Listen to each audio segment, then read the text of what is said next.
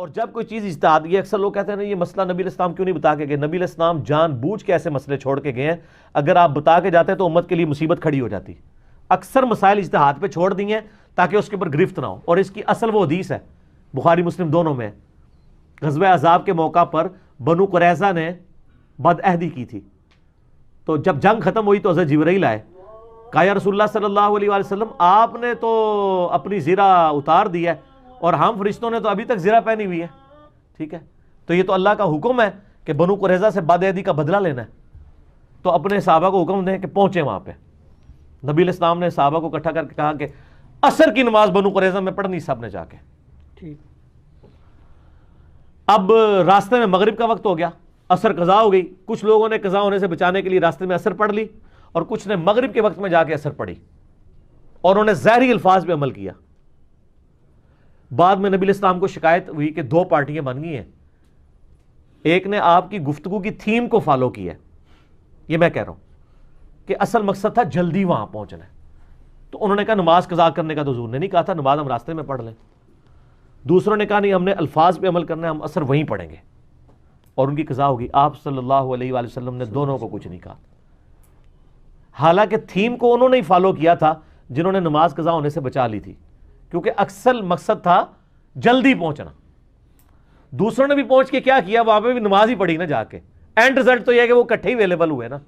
لیکن نبی علیہ السلام نے دونوں کو کچھ نہ کہہ کے، یہ اجتہاد کی بنیاد ہے، حدیث بخاری اور مسلم دونوں میں ہے کہ اجتہاد میں 180 ڈگری ڈیسیژن ہو کے بھی تھیم کو فالو کیا یا الفاظ کو، اللہ تعالیٰ دونوں کو قبول کرتا ہے۔ آج کی ڈیٹ میں بھی آپ خود اپنا ڈیسیژن کریں گے کہ میرے لیے بہتر کون سی چیز ہے۔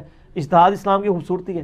المصنف ابن ابی شیبہ میں 22,990 نمبر اثر ہے صحیح سند کے ساتھ حضرت عمر کا، یہ اثر سنن دارمی کے اندر بھی موجود ہے کہ قاضی شرح جو کوفہ کے چیف جسٹس تھے، ان کو حضرت عمر نے اپنے زمانے میں خط لکھا کہ جب بھی تجھے کوئی مسئلہ آئے سب سے پہلے کتاب اللہ میں تلاش کر، کتاب اللہ میں نہ پائے تو پھر سنت میں، سنت میں نہ پائے تو پھر اجماع امت کو دیکھو، اور اجماع امت میں بھی نہ پاؤ تو پھر اجتہاد کرو، اور اگر اجتہاد نہ کرو تو تمہارے حق میں بہتر ہے۔ یعنی زبردستی کسی مسئلے میں ٹانگ نہ اڑاؤ، ٹھیک، جس طرح یہاں پہ وہ فقہ حنفی مسئلہ لکھا ہے کہ 12 بندے ہیں، 12 ہی ننگے ہیں، امامت کون کرے گا؟ جو تو جناب 12 ننگے ہون گے نا تو پھر دیکھ لیں گے، اسی تے کپڑے ارینج کریں گے انہوں سے پہلے، ان کے لیے کپڑے ارینج کریں گے۔ تو فرضی مسائل بنا کے لوگوں کو، اور پھر لوگوں سے یہ کہنا یہ قرآن حدیث میں کہاں لکھا ہوا ہے؟ اللہ کا شکر ہے قرآن حدیث میں نہیں لکھا ہوا، بزرگوں نے لکھا ہوا ہے۔ کیوں؟ یعنی آپ فرضی اس طرح کے تو 50 مسئلے میں آپ کو بنا دیتا ہوں، اور میں کہتا ہوں بتاؤ امام حنیفہ نے کہاں لکھے ہوئے ہیں۔ ایک مسئلہ تو میں نے لانچ کیا ہے نا، کینگرو والا، نا کینگرو، ان اگر نہیں پوچھے کینگرو والا مسئلہ نہیں، جدو کو تنگ کرے ان کو کینگرو پتہ لگ جائے گا کیا مسئلہ پوچھا انہیں۔ بھینس کی گل ہی نہیں تھوڑے نال کرن گے، بھینس بھی میں نے ثابت کر دی، مرغی بھی، گھوڑا بھی، انڈا بھی۔